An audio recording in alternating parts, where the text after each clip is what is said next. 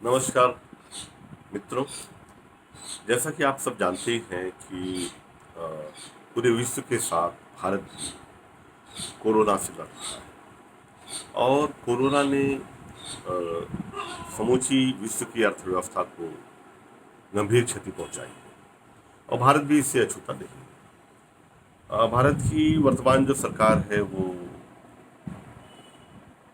Corona के बाद भारत की अर्थव्यवस्था को कैसे गति दी जाए इस विषय पर काम करने के लिए एक अंतर मंत्रिमंडलीय समिति का गठन किया। इसके प्रमुख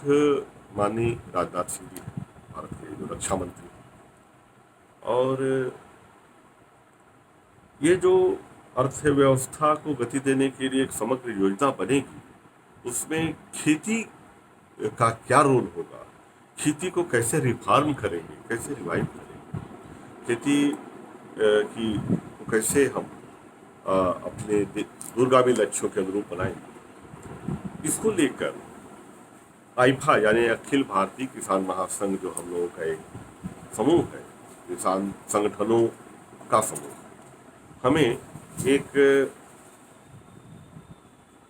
कार्य योजना बना के देना है। जैसा कि आप जानते हैं कि पिछले महीने अप्रैल में हम लोगों ने एक 25 सूत्री मार्गदर्शी सुझाव पत्र सरकार को दिया था। उसके कई बिंदुओं पर सरकार ने गंभीरतापूर्वक विचार भी किया और अगर आप देखेंगे कि जो महापैकेज आया है उसमें कई बिंदु आईफा के सुझाव पत्र से लिए गए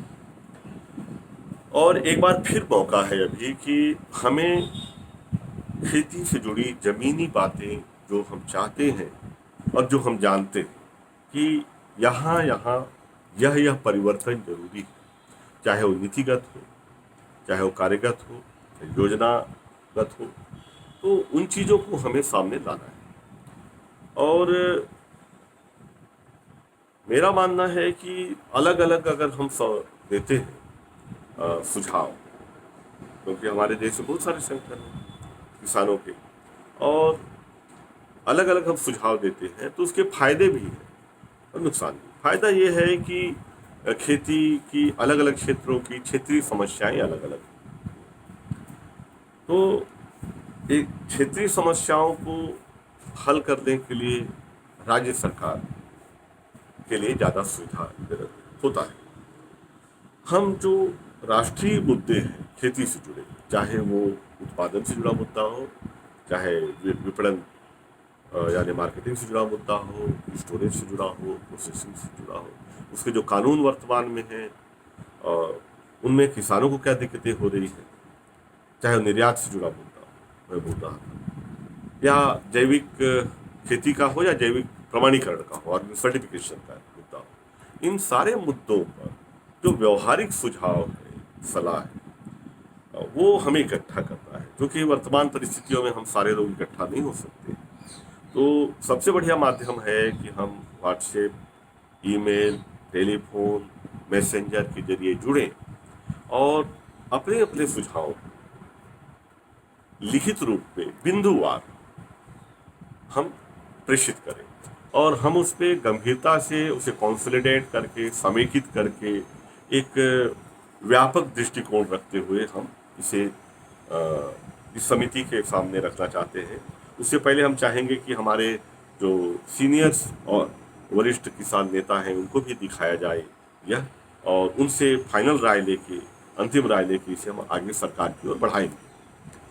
कठिन समय में, कि इफ बट किंतु परंतु बिना किए हुए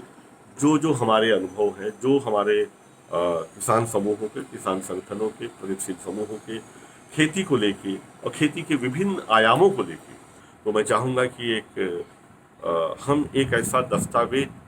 इस कोरोना काल में तैयार करें जो आने वाले दिनों में इस देश की अर्थव्यवस्था को खेती के जरिए गति दे, रोजगार दे, निर्यात में देश को बल दे, विदेशी मुद्रा ले आए, और सबसे महत्वपूर्ण चीज़ है कि हमारे देश को अनाज भी दे और जितनी भी हमारे उद्योगों की रॉ मटेरियल की आवश्यकता है उसको भी पूरी करें। तो इसको देखते हुए मैं आप सबसे विनम्र अनुरोध करूंगा, मेरे सभी के जो साथी किसान संगठन हैं जिन्होंने